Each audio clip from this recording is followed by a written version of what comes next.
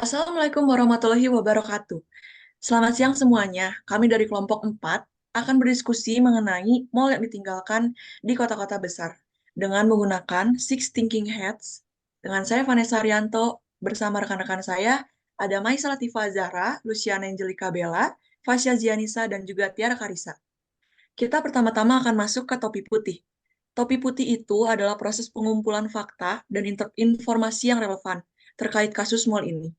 Menurut saya, kenapa mall ini bisa sepi karena kurangnya pemasaran dari pihak pengelola, menjadikan kesulitan dalam mempertahankan pelanggan yang sudah ada.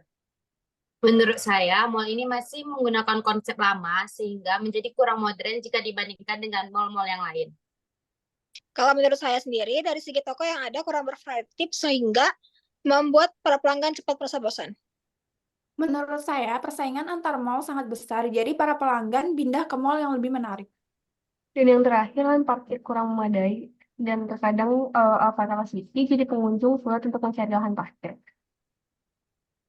Baik, dari topi putih tersebut sudah diketahui beberapa fakta-faktanya. Selanjutnya untuk seluruh anggota memakai topi hitam. Pada topi hitam, kita disuruh ambil perspektif negatif dan coba temukan risiko berdasarkan data. Menurut saya, dengan sepinya pengunjung yang datang pada mall dapat merugikan pemilik toko yang berjualan di dalamnya. Dan juga, jika toko terus sepi, pengunjung, hal ini dapat merusak reputasi toko dan membuat pelanggan untuk enggan datang kembali. Kurangnya modal akibat penurunan omset dapat menghambat pemilik toko di dalam mall untuk melakukan investasi dan mengembangkan bisnis mereka. Dari turunnya omset menyebabkan ketidakmampuan bagi para pemilik toko untuk menutup paksa tokonya. Hal ini tentunya dapat mengakibatkan hilangnya pekerjaan para karyawan.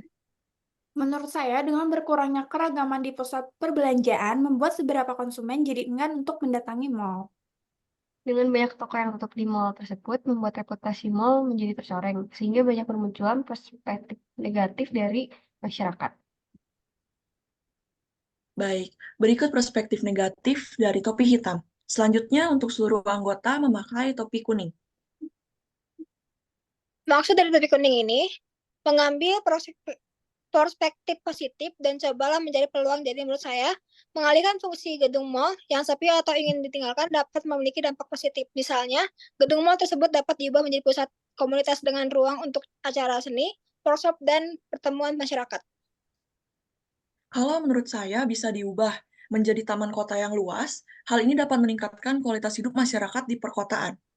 Dan saya sependapat dengan Vanessa karena dapat meningkatkan kualitas udara dan menciptakan lingkungan yang lebih sehat dan asri. Dan alih fungsi mall juga dapat memberikan manfaat lain seperti meningkatkan nilai properti di sekitarnya atau bisa juga mendukung pariwisata lokal. Kalau menurut saya bisa dipakai juga sebagai pusat kuliner yang menawarkan berbagai macam makanan dan juga minuman daerah dengan harga yang terjangkau. Baik, berikut perspektif positif dari topi kuning. Selanjutnya untuk seluruh anggota memakai topi hijau. Topi hijau itu untuk menemukan ide-ide baru dan segar. Ide kreatif yang bisa diterapkan untuk menarik pengunjung dan mengatasi mall sepi. Yang pertama, mengoptimalkan penggunaan ruang. Contohnya seperti ubah area kosong di mall menjadi taman, taman bermain anak, atau ruang terbuka hijau. Yang kedua, pengalaman berbelanja tak terlupakan. Contohnya, kita menciptakan momen berbelanja yang unik dan berkesan, seperti adakan event menarik, workshop, pertunjukan seni, konser musik dengan menampilkan musisi terkenal atau band lokal. Bisa juga memanfaatkan dengan cara memaksimalkan media sosial, website, dan influencer untuk mempromosikan mall atau tenan tersebut. Membuat konten menarik dan interaktif yang sesuai dengan target audiens. Dan juga dengan mengadakan promo dan diskon, tawarkan promo dan diskon menarik untuk menarik pengunjung, lalu berikan program loyalitas dan membership untuk pelanggan setia. Dan juga kita hadirkan tenan yang bervariasi dan sesuai dengan tren terkini. Padukan brand ternama dengan UMKM lokal untuk meningkatkan keragaman pilihan. Kita juga bisa memanfaatkan teknologi untuk meningkatkan pelayanan dan kenyamanan pengunjung seperti membuat aplikasi mall, layanan pemesanan parkir, pembayaran digital, dan sistem navigasi pintar. Baik, berikut ide-ide kreatif yang dijabarkan oleh rekan saya. Selanjutnya, seluruh anggota bisa memakai topi warna biru. Sebelumnya, topi biru itu berguna untuk mengakhiri sesi diskusi, evaluasi proses, dan memutuskan ide mana yang akan dijalankan. Saran saya terhadap mall yang ditinggalkan, yaitu memahami kebutuhan pasar, contohnya dengan melakukan riset pasar secara berkala dan mengikuti tren-tren terbaru di dalam industri retail dan juga mall. Kalau menurut saya, pihak mall perlu meningkatkan kualitas layanan mall, seperti misalnya menangani keluhan pengunjung dengan cepat dan juga profesional. Menurut pandangan saya, pihak mall perlu melakukan penataan ulang terhadap mall seperti menawarkan berbagai macam toko dan restoran yang menarik bagi semua kalangan usia dan minat.